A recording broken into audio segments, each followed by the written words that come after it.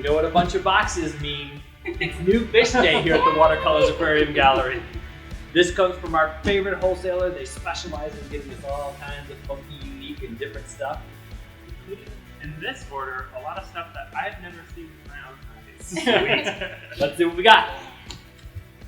And some good brightly colored bread and butter in here too. Sometimes you just need the bread and butter, right?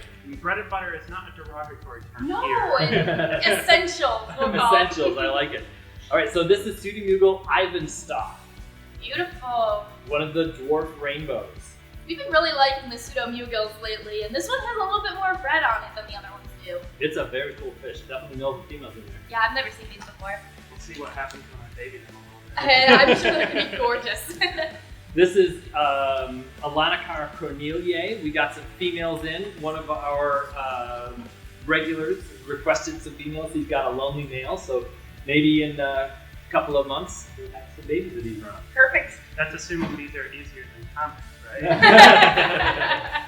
Aww. Convict cichlids are kind of a running joke around the aquarium club because they are so easy to breed. And this particular guy, for some reason, struggled with breeding them. So we like to He'll teach never him lose about that. Never. Serpe tetras. Speaking of that colorful bread and butter. Excellent staple in the hobby. They are a staple for a reason. It's hard to get that just deep, rich red color that Serpe tetras provide. Yeah. These guys in a planet aquarium, fantastic fish. Awesome contrast to those greens. It's like, you know how everyone's covered with salt and pepper? There's a reason why most fish stores should have a surface. I think that's a good way to say it. Ah, finally, Apisto's back in. Yes. We are Apisto fans here. Mm. I love these ones. This is the Inca Apisto or Apistogramma fan shy, and they're pretty good size. Looks like they're already starting to get their little mohawks in there, so I'm looking forward to seeing how those color up. Those females on that species are awesome. It's a species where I'd argue that I kind of like the female coloration more than I can see that argument. When they're in that bright yellow breeding dress, it's hard to beat. yeah. Oh, look at these guys. There you go, Charles. He's been waiting for this fish. Corydoras weitzmanni. They are very pretty. I do remember this was once a holy grail cord cat. I was like 50 years ago now, but I have never gotten it. Yeah, they're still fantastic fish. It's like a panda cory with an extra stripe. Yeah. And iridescence. Panda iridescence. Speaking of panda cories and staples in the hobby, nice group of panda cories. They're so cute and wiggly. Yep. These are pretty good size too. They do great in groups. Oh, nice blue velvet shrimp. Oh, gorgeous. Yeah, and they don't usually look so brightly colored in the bag, so I'm really excited about this group, although I'm not sure we should show them off because these might need to be my colony shrimp. That's probably true. Apistogrammas striatum. This is a really nice killifish. Not quite as easy as gardener Achilles, but they are definitely an easy mop spawning killifish. And really pretty. Yep. And they look different than gardener eye. They do. Yeah. They're really good iridescent blue color with some cool red striping in them. I love their prickles. Oh, Speaking wow. of cool peacocks, look at that. This is the Alanicar Stewart-Grantide Nagara Plaintail. Look at the tail on that fish. Yeah, that's beautiful. I didn't think they could top those last peacocks they sent us, but he's bigger and that color. He's gorgeous. Dang. Makes me think of like some patterns you'll see on some trout. Like Oh. that tail, like alone. Sure. I can see that. Yeah. I don't know, I think he just looks like Hot Wheels colors. Cabotai loaches. Huge. There you go, Charles. You love the loaches. Yeah, they've got those fun personalities, and the Kubotas have really pretty patterns to them. And I don't get as big as a lot of the Osho loaches that a lot of people looking for a lot of the time. Yeah, because the zebras will get pretty good, like, and yo-yos get pretty, like, 3 or 4 inches, right? The yo-yos will get like 6 or 7. Oh, wow. I don't know that group very well. What's next? What's next? What's next? Pearl Gouramis. I think it's my favorite of the large Gouramis. At least the ones that are bigger than 2 inches. Right. I would definitely agree with that. Hard to beat a natural wild sunset Gourami. Oh, or honey Gourami. Honey Gourami. Sunset, nah. That's the color variation that people have bred into honey Gourami. The wild ones are beautiful. That male honey Gourami. We should talk about pearl Gouramis. Yeah, Pearl but Gouramis. still just great as good of a fish. color. I mean, you can't really go wrong with a lot of antibiotics. No. Yeah, that's true. More Serpe Serpes. tetras.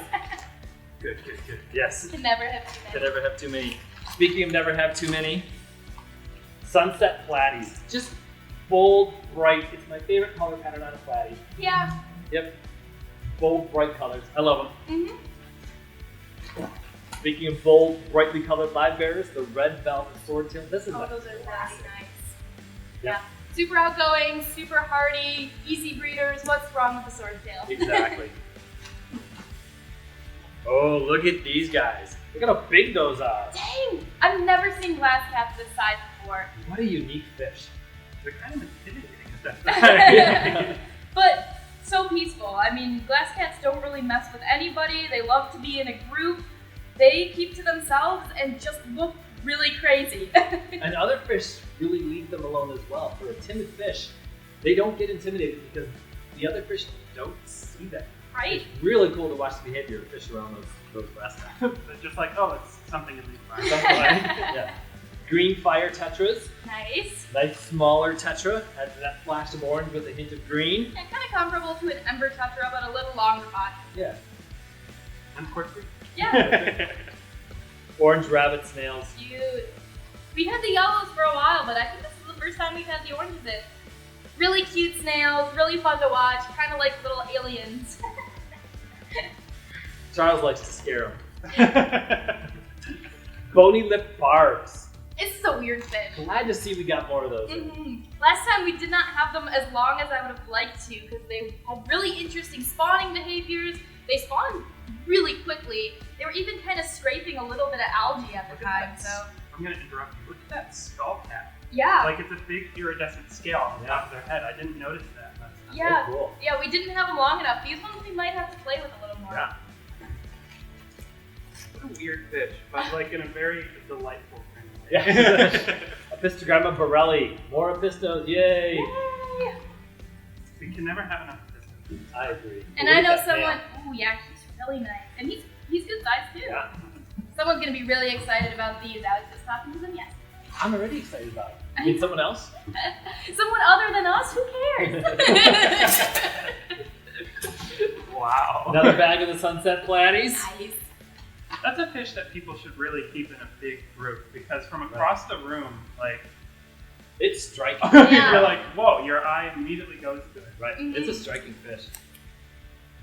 Enigmatochromous Leucanusai Rolofi. Rolofi must be collection location. I would think, yeah. We've had these once before. They are kind of like a pelvic chromis, but don't get quite as big. And the females of this species will be that bright blue with that pink belly we're used to seeing from Very pelvic cool. chromis. So these are really interesting. If you're into West Africans or dwarf cichlids at all, these are worth looking up. Very cool. Just love it. Right? Enigmatochromous is such a great name too. It's an enigma. Yeah. Gardner-eyed killifish. So these are the ultimate beginner killifish. They are super easy to take care of. They're super easy to breed. By beginner, don't let that detract from them because the males are absolutely gorgeous fish. Moss-spawning killies, small tanks are fine. Easy doesn't mean boring, and anyone who wants to say this fish is boring can come talk to us. I've had like killifish keepers say that's their favorite, and I didn't like bat an eye because I'm like, that's a fair choice. It makes Like, sense, yeah. I get it. Yeah, absolutely. Yeah, those are really nice. Okay, speaking of really cool killifish, the Nothobranchius genus contains some of the most incredible fish on the planet. Not just cool as killifish, but some of the coolest fish on the planet. This is Nothobranchius guntheri. Wow. Yeah, look at the yellow and red in that fish. Oh, and he's massive. The fins are so bright. That's not something I really associate with these killies, but man. You can't go wrong with any of the notes. Oh, I know. And guntheri is definitely one of the easier of the Nothos. Now, they're all pretty easy. They're very tolerant of water conditions. They have a shorter incubation period for the eggs. If you listen to our Killifish podcast, we go into a lot more detail on that. But super cool. In the wild, they're an annual fish. They could live 4 or 5 years if their pond doesn't dry out. This is Just stunning. amazing. Yeah, We need a moment. Sorry. he's a little show-stopping. Yeah. I'm not used to this shade of yellow in a freshwater fish. No. Like that's like I haven't seen this Notho before. It's kind of shocking. He's gorgeous. Yeah. Very cool. Sorry, we're Sorry. distracted. We're distracted. We'll have to come see him later. Speaking of very cool fish, Apistogramma trifasciata. Yes. I believe that's your favorite Apisto, right, Charles? I mean, if someone would make you choose one. I would go with Agathesii, but this would be a tough, close second. Right. Because this satisfies a lot of what I like about Pachycoides, but they're a lot easier to get wild caught, and they stay a little bit smaller. Okay. They get that, like the males get that ridiculous mohawk. And those 3 stripes, very cool fish. They're beautiful. Betta dimidiata. We love our wild type bettas around here. Oh, nice. 2, hopefully they're a pair. Hopefully. I'm always happy to see wild bettas come in. Especially mouth breeders. That's what dimidiata is, right? Yeah. Yeah. Speaking of bettas, Oh, he's handsome. Little half more of the moon. aquarium strain. Mm-hmm. Pink fins, white body. Beautiful. Pretty iridescent, shiny. Just because I'm a wild type snob doesn't mean I don't appreciate these guys too, because they're fun. Yeah, They're fun they and they're beautiful and they have great personality. Look at this one. are. Ooh, Nice blue with some yellow fins. yeah. Speckly. He's fun. Mm-hmm. To round out our Killifish tour, this is Australibius or Xenolibius. We have to consult the paper for this one. It is one of the South American annual killifish. So they're a dirt diver. So they really charge into the dirt to spawn. Australibius. Australibius had a moment there. Bit of a different fin and body shape. I wonder if that's related to their different lifestyle. It's definitely part of it. And they're South American as opposed to African. Wow, they're so starry. I remember the first time I saw a pearl killifish species. I don't remember which one it was, but my reaction was, is that a pygmy sunfish? And you're like, no, Charles, that's a killifish. They do look a lot like them. They do, it's true. Red panda bar. There's one for you, Charles. Big guys. And the color in the bag even. This is a personal favorite of mine. There's just something about them that just really does it for me. Like the little barbells are so noticeable. They're active. The males are gorgeous. The females are fun to have in the tank too. Just like Very cool fish. Speaking of staples in the hobby, wild caught cardinal tetras. Nice bag of 50 of these guys. Is there a better blue and red in the hobby? I mean, that not on the freshwater freshwater side. It never gets old. For a wild fish, that bright color, even for a non-wild stream, it's hard to beat that. I don't know that we've been able to breed anything more striking than that. I think you're right. it's a fish that belongs in an Aquarius tank at any level in the hobby. Yeah, Agreed. definitely. Agreed. Right. Last box, last but not least. Roseline sharks or dead-end sonai barbs, as opposed to the cardinal tetras that we get wild. Dead-end sonai barbs and roseline sharks only get tank raised. Right. If you want a long explanation on that decision, we do have a podcast on wild caught versus captive bred fish. Right. We get into it. They belong in the hobby. That is such an amazing barb. Mm-hmm. This is the Kiri tetra, or also known as the Blue Emperor tetra. This one deserves some more representation in the hobby. It's just a great standard tetra. Yeah, this is not the same as the just regular blue tetra. These are an emperor tetra, but I think that they're cooler than the blue tetra. So. Yeah. A soft spot for the emperors. I'm not quite sure where or how that developed, but I'm so always different. happy to see them. They're gorgeous fish. Chocolate Austral killie, so this is Epiosimine Austral, another mock-spawning killifish. This is an aquarium strain. That chocolatey color has been bred into. Okay. So probably a little bit darker than the wild version. Right. Okay. Pretty. Yeah. And stockpiling spawning mops in the basement in anticipation of disorder. Hey. Perfect. Great standard in the hobby. Speaking of good yellow, the gold barb. Yeah, if you want something just bold, outgoing, bright color, hard to go wrong here. Very peaceful barb. Does great in a group. Mm-hmm. And near effortless spawning. Yeah, right. We've got some fry back there that all we did was sell their parents. Wow, you make it sound a little harsh that way. Anyway, Brigitae rasboras, probably my favorite nano schooling fish. I could definitely see that. And truly nano. These guys don't get much bigger than this, but the benefit to them is that they're still just as outgoing as bigger fish. Great little red flash. Yeah, and people are always asking for them. And this is a fish that has definitely earned its spot in the hobby. It's like, I can't think of a nano schooling fish that is better for display because they're not bashful for something that's this big. Yeah, it's really kind of amazing. Very cool fish. Ooh, this is one that we've been waiting for. This is LDA 08. I'm glad we got him.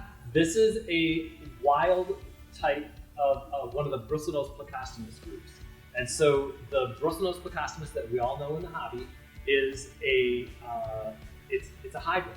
We don't even know the original origin of the hybrid of that fish.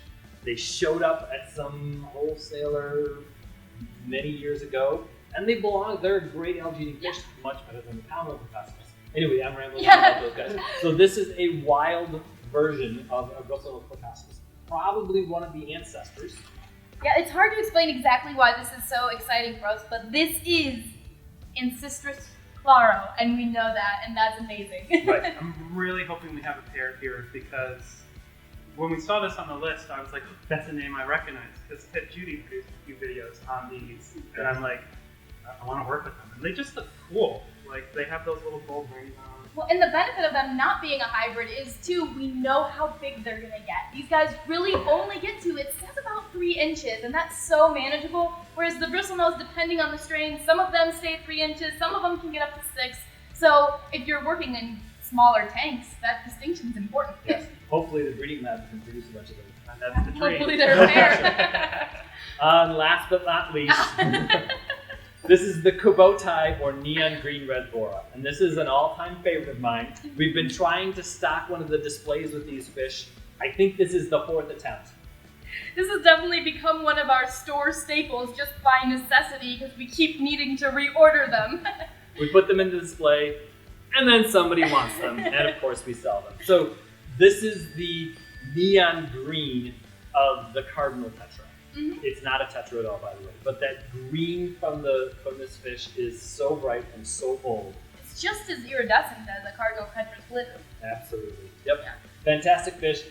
Needs a stronger place in the hobby. We're trying to do that. Yeah, cardinal tetras have earned their place, but they have a little room to scooch over and make room for these guys. Yeah, I think they're worth it. So what do you think, guys? Cool group of fish? Oh yeah. Oh yeah. We did good. Yeah, I'm pretty excited about these ones. Well, come on down to the gallery and check these fish out. In about 2 weeks, they're going to be coming out of quarantine. Give us a call if you want to put your name on some of these fish. Yeah, be sure to subscribe to these videos if you want to get the opportunity to do that first. You're getting to see these fish before they're in the store, so let us know what you want. And let us know if you're looking for something in particular that you would like to see in it. Yeah, absolutely. We'd love to talk about it. Check out our podcast for more information on a lot of these fish, and make sure you like and subscribe. Have lots of fun and keep those hands wet.